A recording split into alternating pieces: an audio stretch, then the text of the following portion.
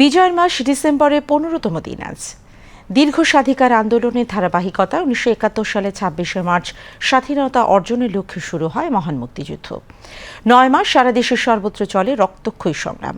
লাখো শহীদের রক্তের বিনিময়ে অর্জিত হয় কাঙ্ক্ষিত স্বাধীনতা। ৭১-এর এই দিনে আশপাশের শহরগুলো শত্রুমুক্ত করার পর হানাদার বাহিনীর সর্বশেষ অবস্থান রাজধানী ঢাকাকে ঘিরে ফেলে মুক্তিবাহিনী। অন্যদিকে পরাজয় নিশ্চিত জেনে পাকিস্তানিরা ব্যস্ত ছিল সম্মানজনক আত্মসমর্পণের পথ খোঁজার। দিনার সুলতানার প্রতিবেদন।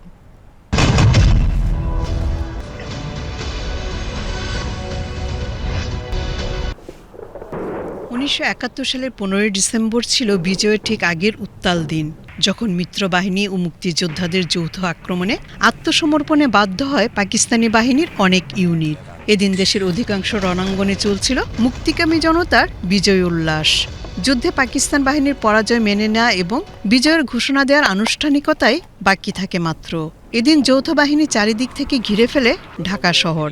অবরুদ্ধ ঢাকা কার্যত অচল হয়ে পড়ে। এই দিন পাকিস্তানি পশ্চিমা শাসক গোষ্ঠী কর্তৃক নিযুক্ত পূর্ব পাকিস্তানের যিনি গভর্নর ছিলেন ডক্টর আব্দুল মোতালেব মালিক, তিনি এবং তার সামরিক উপদেষ্টা এদিন পদত্যাগ করেন। তার এই পদত্যাগটি মুক্তিযুদ্ধের ইতিহাসে একটা টার্নিং পয়েন্ট হিসেবে বিবেচিত হয়। চূড়ান্ত বিজয়ের দ্বার প্রান্তে এসে মুক্তিবাহিনীর জন্য এটা একটা বড় সাফল্যের ঘটনা ছিল।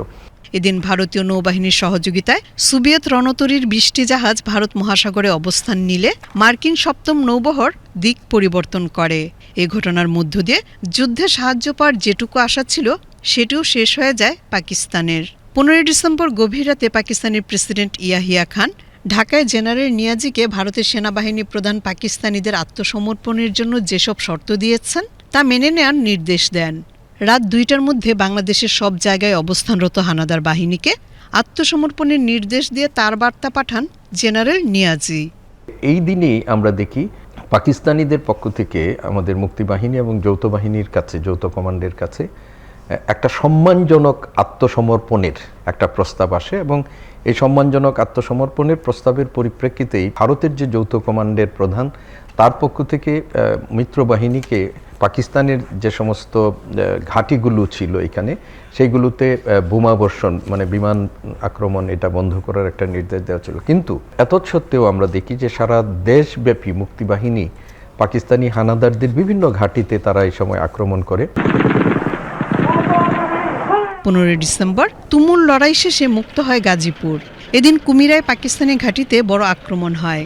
একই দিনে মুক্ত হয় খাগড়াছড়ি। ৭১-এর এই দিনে পাকিস্তানিদের আত্মসমর্পণের প্রস্তুতি বিজয়ের আগমনী বার্তা দিচ্ছিল। চারিদিকে উঠছিল বাঙালির বিজয় নিশান। বিশ্ব মানচিত্রে জায়গা করে নেয়ার পথে নতুন একটি দেশ, স্বাধীন সার্বভৌম বাংলাদেশ। দিনার সুলতানা, বিটিভি নিউজ।